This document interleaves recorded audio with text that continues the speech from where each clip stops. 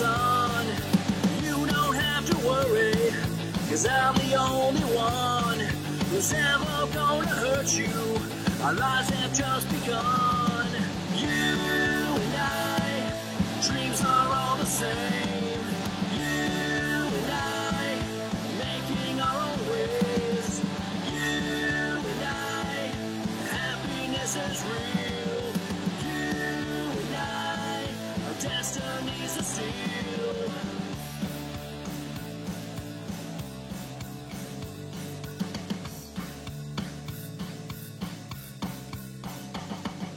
Lay down your defenses.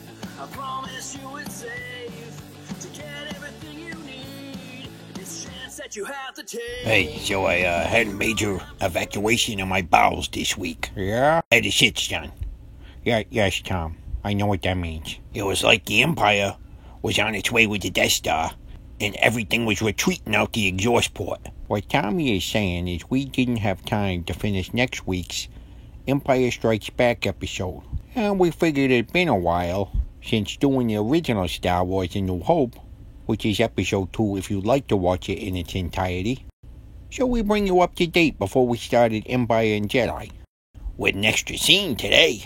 With an extra Tommy turns Star Wars to porn scene. Hey, not necessarily. Okay, then proceed, my friend. So the scene I picked is when Luke comes in as a stormtrooper, and Princess Leia is sitting there all fucking hot and sexy, and she's like, Too short for a stormtrooper? Huh? I fucking knew it.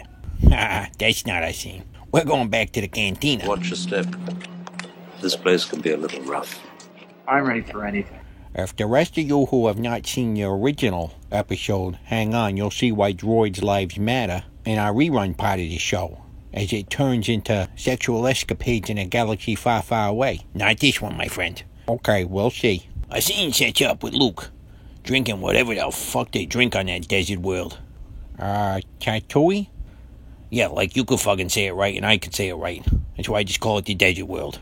Anyway, every bar has one of these fucking pricks. So Bumblenose, He doesn't like you. and Butt Teeth are angry Luke's in their fucking safe space or something. I don't like you either. You just watch yourself. I don't get it. Just go to a bar, drink. Have a good fucking time. What's the big deal? There's always one, or in this case, two in a crowd. I think they're just ugly fucking bastards who are like, hey, blonde good-looking dude, we should try to fucking bully his ass and rape him out back. I knew it. I knew it with you. You know me well. Anyway, they're picking on him like a boy picks on a girl in the schoolyard because he likes her. And with the way these two fucking look, the only way they're gonna get into Luke's pants is prison rape style. Oh my. Oh my's right. Imagine trying to bone a chick that looked like either of these fucking two. You'd have to do it doggy style. You just watch yourself. We're wanted men. I have the death sentence on 12 systems. I'll be careful. You'll be dead. Bruce Lee and Ugly here. Oh, wanted all over the fucking galaxy. Yet they bring unwanted attention to themselves with a fucking bar filled with stormtroopers. Little one's not worth the effort. Come, let me get you some.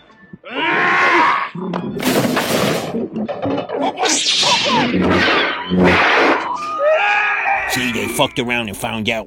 Okay, with that, this concludes the +1 portion of this episode. Our original episode, minus the original scroll, you'll have to go back to episode 2 to see that one, people, is coming up.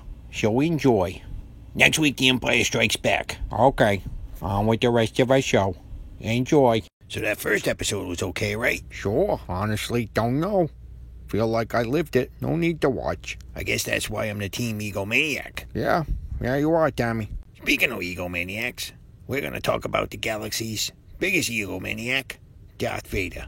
I love that guy. And we got a tie-in beer, Tom. Starship IPA from New Belgium. I'm not going to lie. I had a bunch of it, but I drank a shitload last night. It was beyond tasty. You selfish son of a bitch. Yeah, tell us something we don't know. You have that weird third nipple on your belly. Figure speech, John. Okay. Anyway, let's begin in a galaxy far, far away. Star Wars. The original. Episode 4. Or A New Hope. However you look at it. It's one of the greatest movies of all time. We're going to find out later this is more kind of Darth Vader's story. But as the setup goes, it's a story of a hot princess, a farm boy, a wizard, a space pirate, and his dog. Wookie. Whatever. Long story short, they get together at a bar, save the princess, blow up Darth Vader's hood, and save the galaxy. And at this point in your life, if you haven't seen the original Star Wars, I feel bad for you. It's such a complete movie. Action, adventure, A Jedi craves not these motherfucking things, John. space chases, explosions. It's a great flick. First, I want to talk about the cantina. Tom Savini brought all his mass for that scene. The music is fun in a funky way. All that's great, but I want to talk about the bartender. Hey, we don't serve their kind here. What? You're a droid. Well, in this day of social justice, droid lives matter. But C-3PO didn't seem to mind. 3PO doesn't seem to mind. I'm just saying, apparently all the fucking freaks on that desert planet aren't as oversensitive as the gender studies assholes here on Earth. There would have been droids lining the desert, blocking sand speeders and pod races. Imagine the shit show. People with droid guilt, outside protesting at bar, waving signs that say droids' lives matter, you filthy bigot. I mean, quote, we didn't serve their kind here? What do you serve a droid anyway? An oil can IPA? Or an iPad butt plug? Does it mean they're not set up for that?